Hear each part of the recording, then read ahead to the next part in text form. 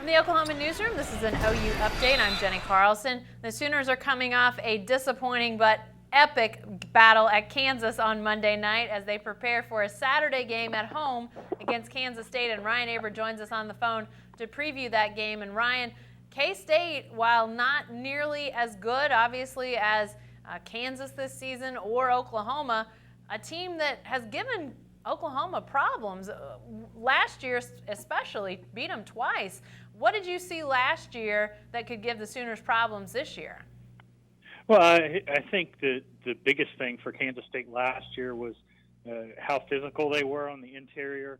They, Iowa State and Kansas, the last two teams that OU played, have been very free-wheeling, up and down the court. You're going to get an up-tempo game, get your shots. You just sort of got to, get a couple of stops. Kansas State tries to grind the game down and really shorten it. Not nearly as many possessions, not nearly as pretty to watch, honestly.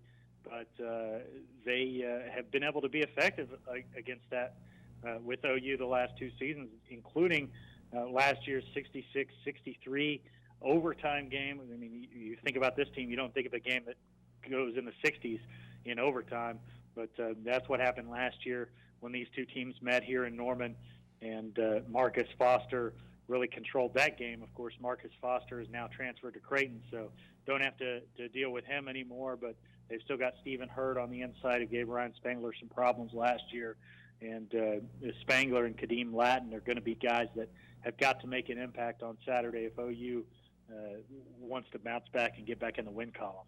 You know, Ryan, those two guys, Spangler and Latin, were really pretty good at Kansas.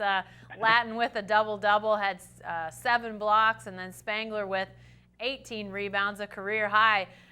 That has to be a positive sign.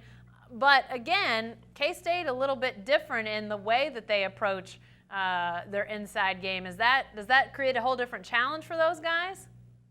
Yeah, it definitely is. I mean, you look at the Kansas game, and you had Ryan Spangler going up against Perry Ellis, a guy who could step out and shoot and really extend things on the offensive end. And, of course, that's sort of what Ryan Spangler's game is as well.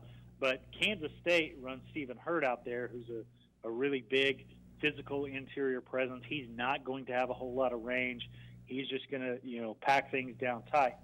Now, I think OU is in better position to handle that this year with Kadeem Latin down there instead of Tayshawn Thomas, who was sort of a similar type of player. Spangler a year ago had even more stretch to his game.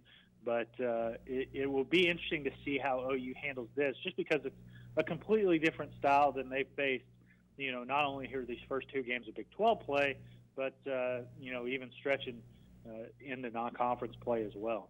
Lastly, Ryan, we'd be remiss if we didn't talk a little bit about what I'm going to call the Buddy bump. We've seen season ticket sales in general go skyrocketing since that Monday night game and Buddy Hield's 46-point performance.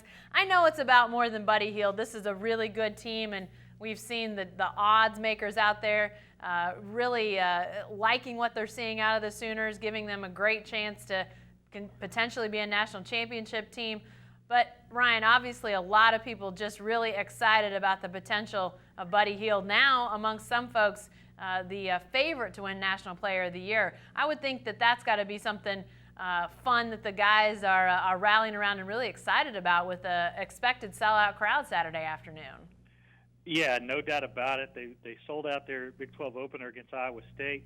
They've sold out their next two at least, and then obviously that Kansas game on February 13th. And you've got to think that some of those other games are going to sell out as well, most notably Bedlam here in late February. So I talked to a couple players today about sort of the difference in what the program was like when they got here, especially guys like, Buddy Hield, Isaiah Cousins, and Ryan Spangler, those guys who got here 4 years ago, and the culture shift that's happened not only in the locker room and on the practice court, but also just around campus and the awareness that the basketball team is really something special.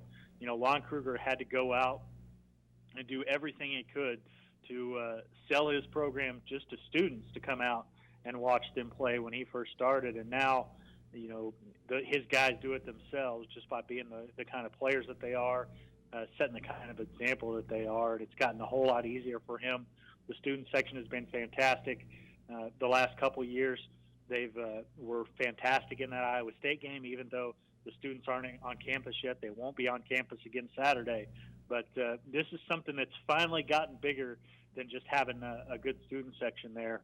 They're beginning to have really good crowds overall there at Lloyd Noble Center now. Yeah, definitely a sellout situation on Saturday. 3:30 tip time down in Norman. If you don't have a ticket, you're going to have to watch it on the TV. Be sure to stay with the best coverage team anywhere at newsok.com and every day in the Oklahoman.